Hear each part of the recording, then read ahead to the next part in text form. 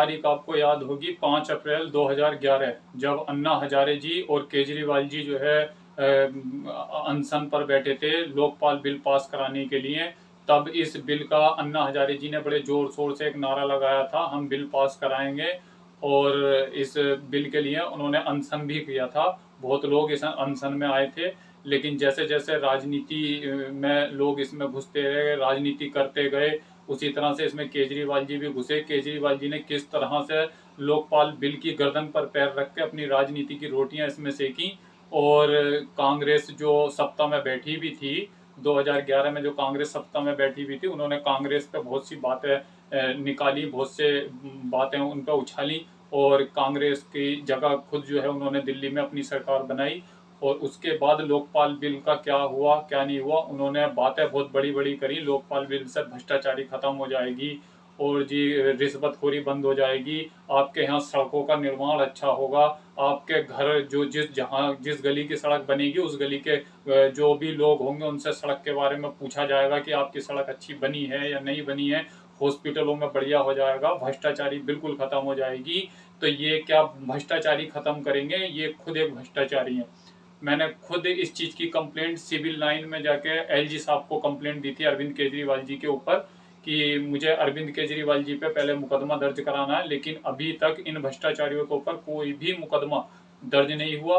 और जो लोकपाल बिल की गर्दन पर इन्होंने पैर रख कर राजनीति करी है, उस लोकपाल बिल का आज क्या हुआ। अगर राजनेताओं पे कंप्लेंट मुकदमे हम कर सकते थे, तो मेरा मुकदमा फिर क्यों नहीं हुआ। अगर लोकपाल बिल जो है कि जब पास हुआ है और इन्होंने उसके लिए मेहनत करी थी, इतना अनशन करा था, पूरे देश में संसद में उधम रहे थे, आपने भी देखे थे 2011 में जो है कि खूब इसी चीज की चर्चा चल रही थी, कांग्रेस सत्ता में बैठी हुई थी। और अरविंद केजरीवाल जी को और इन्हें अन्ना हजारे जी को कांग्रेस जो है कि हजम नहीं हो रही थी। उस टाइम पे कांग्रेस का समय चल रहा था। लेकिन ये है कि समय किसी का भी हो, कांग्रेस का हो या बीजेपी का हो, लेकिन हमारा यही है कि अरविंद केजरीवाल जी ने जो धोखाधड़ी करी है लोगों के साथ में, लोगों को फ्रॉडबाजी की है। पहले भी ये लोग, जब इन्हें 28 सीटें मिली थी, इनका कहने का मतलब तब भी यही था कि मुझे बीजेपी वाले और कांग्रेस वाले काम नहीं करने दे रहे। उसके बाद दूसरे इलेक्शन में फिर इन्हें 67 सीटें मिली, 70 सीटों में से 67 मिली इन्हें। उसके बाद भी इनका यही रिएक्ट है कि हमें जो है कांग्रेस और बीजेपी मुझे काम नहीं करने दे रही है। और उसके बाद अब फिर सरकार ये बना के बैठे हुए हैं, आज भी इन्हें कांग्रेस और बीजेपी काम नहीं करने दे रही है। जब आपको कांग्रेस और बीजेपी काम नहीं करने दे रही है, तो आप छोड़ क्यों नहीं देते सत्ता। जब आपको लग रहा है कि आप कमजोर हैं, इनके सामने नहीं टिक पाओगे, तो आप सत्ता में आना नहीं चाहिए। इन्होंने जो है कि सारे लोगों में ये बात फैला रखी है कि मैंने दिल्ली में हॉस्पिटल अच्छे बना रखे हैं, मैंने बिजली फ्री कर रखी है, मैंने 200 लीटर पानी फ्री दे रखा है, 200 यूनिट बिजली फ्री दे रखे हैं। ये भ्रष्टाचारी नहीं है तो ये क्या है। दिल्ली में भ्रष्टाचारी इन्होंने इतनी फैला रखी है, रिश्वतखोरी कहाँ बंद हुई रिश्वतखोरी।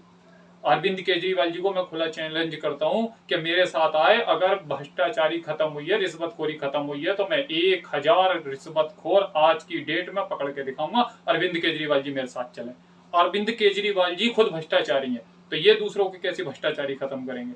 मैंने खुद इनके खिलाफ मुकदमा एलजी ऑफिस में लेके गया हूँ, जो मेरे पास में ये कॉपी है, मैं ये दिखाने के लिए तैयार हूँ। मैंने एलजी ऑफिस में भी ये दिया है, ये रहा, ये एलजी ऑफिस में लेके आया हूँ मैं, ये देखिएगा, ये एलजी ऑफिस में मैंने दिया है। और एलजी साहब को, और दूसरा मैंने गृह मंत्रालय में भी इनकी कंप्लेंट करी है। जो ये कंप्लेंट जो है इनकी, अभी तक इन्होंने मेरा मुकदमा अपनी पावर और अपनी पहुंच दिखा के अभी तक इन्होंने मेरा मुकदमा रजिस्टर नहीं होने दिया। तो अगर भ्रष्टाचारी ये नहीं है, तो मेरा मुकदमा इन्होंने क्यों नहीं होने दिया। मैं तो कहता हूँ, खुला खुला चैलेंज कर रहा हूँ कि आप आओ मेरे साथ, मैं दिखाता हूँ इन्होंने कहाँ कहाँ भ्रष्टाचारी करी है। जो कहते हैं हम गलियां बनवाएंगे, हम गलियों के जो लोग होंगे वहां के, उनसे पूछेंगे कि आपकी गली अच्छे से बनी है या नहीं बनी है, तभी हम उस टेंडर को पास करेंगे। कहा था इन्होंने, ये सुनते भी रहिएगा, देखिएगा, सारी चीजें हम दिखा रहे हैं आपको। और उसके बाद इन्होंने क्या करा, जैसे ही सत्ता में आए, सत्ता से गायब हो गए। और सत्ता से गायब होने के बाद में आज ये दूर दूर तक दिखाई नहीं देते। मैं तो कहता हूं अरविंद केजरीवाल जी, मुझे आम आदमी पार्टी का मतलब समझा दें कि आम आदमी पार्टी का मतलब ये है, इसे कहते हैं आम आदमी पार्टी। अरविंद केजरीवाल जी को अभी आम आदमी पार्टी का मतलब भी पता नहीं है, और अपने आप को आम आदमी बताते हैं। मुझे सिक्योरिटी नहीं चाहिए, मुझे गाड़ी नहीं चाहिए थी, मुझे बंगला नहीं चाहिए थी। आज इन्होंने अपने बंगले तक में इतने इतने महंगे पर्दे लगाए हैं। ये भ्रष्टाचारी नहीं है तो ये क्या है? ये भी तो भ्रष्टाचारी है। गाड़ी इन्हें नहीं चाहिए थी, वैगनार से घूमते थे, आज इन्हें गाड़ियां मिल गई, सिक्योरिटी मिल गई, ये क्या है? जब इन्हें कुछ नहीं चाहिए था तो ये भी एक भ्रष्टाचारी है।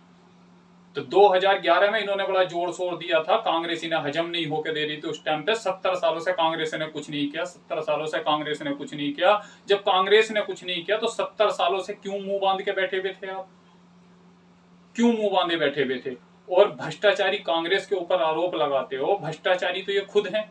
इन्होंने भ्रष्टाचारी 2014 के बाद से इतनी भ्रष्टाचारी इन्होंने फैला रखी है कि पहले कम होती थी, पुलिस वाले भी पकड़े जाते थे रिश्वतखोरी लेते हुए। सबसे पहले इन्होंने पुलिस को सतर्क कर दिया कि मैं अब जो है कि अलाउंस कर रहा हूं कि जो भी पुलिस वाला रिश्वत मांगे आप उसे रिश्वत दे दो या उसकी वीडियो बना लो।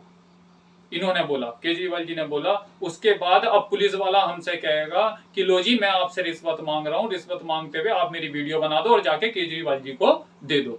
इन्होंने बोला ये। इन्होंने भ्रष्टाचारी इतनी बढ़ा दी कि आज थाने में जब आप अपनी कंप्लेंट लिखवाने जाओगे तो पुलिस वाले पहले ही आपका मोबाइल निकलवा के जेब से जब्त करा देते हैं कि यहाँ मोबाइल जमा कर दो अपना और आ जाओ। अब बताओ क्या बात है? तो ये है, ये भ्रष्टाचारी खत्म हुई है। अरविंद केजरीवाल जी पहले खुद भ्रष्टाचारी, अपने ऊपर से भ्रष्टाचारी खत्म करिएगा, बाकी लोगों की भ्रष्टाचारी तो जब खत्म होगी।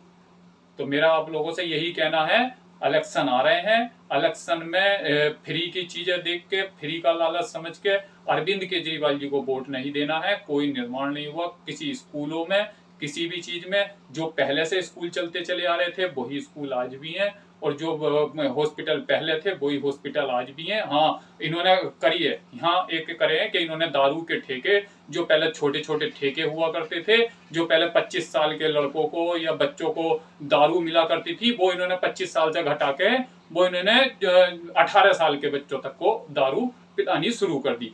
एक तरफ बात पढ़ाई की करते हैं, दूसरी तरफ बात दारू बेचने की करते हैं, जिसमें कि 18 साल का बच्चा दारू खरीदने अब ठेके पे जा सकता। तो ये भ्रष्टाचारी खत्म करी इन्होंने। 200 करोड़ रुपए एक ठेके से लिए इन्होंने। 5 साल का टेंडर 200 करोड़ का था एक ठेके का, जिसमें 849 दिल्ली के अंदर ठेके थे। 849 दिल्ली के अंदर ठेके। अब बताइए कि इन्होंने भ्रष्टाचारी, जो मनीष सिसोदिया आज भी इस केस में फंसे हुए हैं, तो ये भ्रष्टाचारी खत्म हुई थी? ये भ्रष्टाचारी नहीं है? घर में 2-2 लाख 1-1 लाख रुपए के पर्दे लगवाए इन्होंने, ये भ्रष्टाचारी नहीं थी? ये भ्रष्टाचारी नहीं है? कांग्रेस भ्रष्टाचारी कर रही थी वो दिख रहा था आपको? मैं तो कहता हूं अरविंद केजरीवाल जी अपने आप को सरेंडर कर दीजिए, इस्तीफा दे दीजिए, आने वाले चुनाव में मना कर दीजिए, आम आदमी पार्टी चुनाव नहीं लड़ेगी। और मैं अरविंद केजरीवाल जी, मैं आपके खिलाफ मुकदमा करूंगा और मैं करके रहूंगा, तब तक मैं चैन से बैठूंगा नहीं बिल्कुल। इस बात में चाहे वो बीजेपी हो, कांग्रेस हो, अगर किसी भी पार्टी को मेरा अपना सपोर्ट देना है तो मुझे सपोर्ट करें, और मैं अरविंद केजरीवाल जी के खिलाफ मुकदमा करने के लिए तैयार हूं। आज के लिए बस इतना ही। फिर एक वारदात के साथ में अरविंद केजरीवाल जी के ऊपर फिर एक वारदात कल फिर लेकर आऊंगा। तब तक के लिए अस्सलाम वालेकुम, नमस्कार।